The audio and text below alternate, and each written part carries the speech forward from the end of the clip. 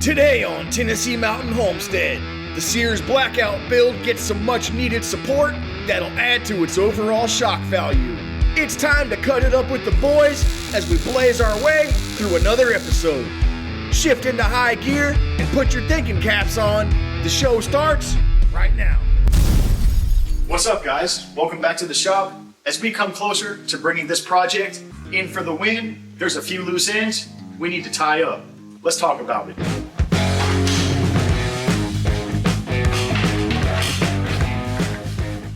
One item on my punch list is to support this grill, which doubles as a shock tower, back to the center console. Come on in and I'll explain. Back in episode 5, called Blackout Gets Shocks, we built a steel subframe inside the factory grill. Now, it is very stout, as you can see. The only thing I worry about is once this thing's bouncing around over obstacles and whatever, that the bolts holding this to the frame will eventually start to loosen up, or something down there is going to loosen up and let the shock tower move forward and back in relationship to the frame of the tractor. Now, my plan is to support it from the top of the grill to the console. We've already been discussing this prior to the video. We've got some ideas, so let's get into it. The boys and I would like to give a quick shout out to Chud327. He sent us a very special letter recently with a stack of some really cool stickers. It's an honor to be recognized by one of the greatest to ever do it, and we greatly appreciate your kind words and support. Now, back to the show.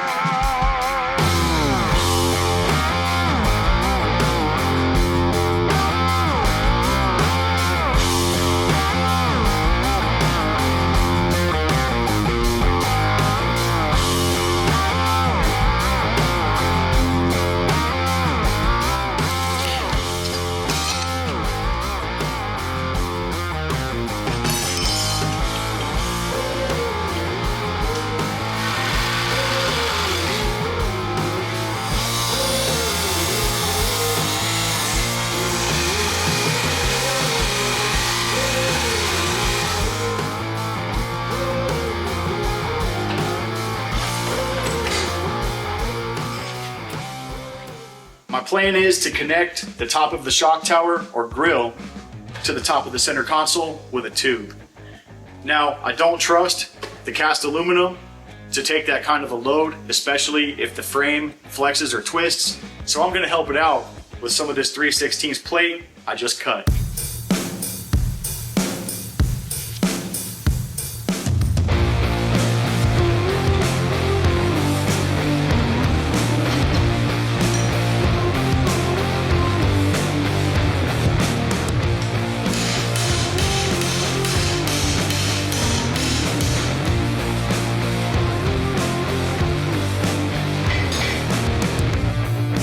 I was on a mission, I was on a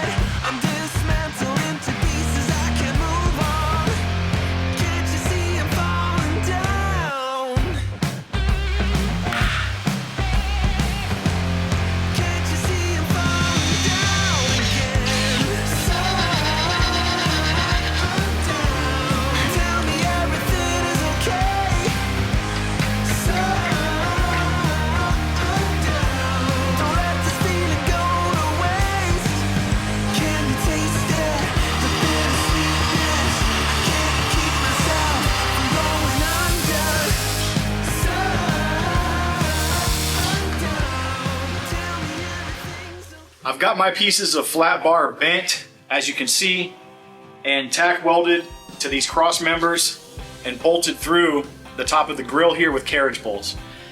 This in and of itself does make it stronger. Now my thinking is if there was any kind of flex that wanted to happen above this subframe, let's say from the top of this, and it wanted to push or pull like this, well, this is acting as a gusset. But I know it's probably not strong enough to do what I'm aiming for. So I would need to give it some dimension. And I've got some cardboard that I cut out a second ago, and I think it's gonna go something like this. Plus I need a way to bolt my tube. I'm gonna crimp the end of the tube flat so it'll bolt to a flat surface on the inside of here and go back to my center console. This will also give it rigidity this way. Now I'm going to extend the bottom so it comes to the bottom of this bar. The cardboard wasn't long enough, and it's probably going to be a 1/4 inch taller on the top. Once everything's all done, I'll shave the top of this where it overhangs the top of the grill and round it with a grinder or flap disc and make it the same exact dimension as the corner of the grill edge. Minor details, but this is where I'm going. I'm gonna go trace this out on some plate, cut this shape out, and I gotta do the other side.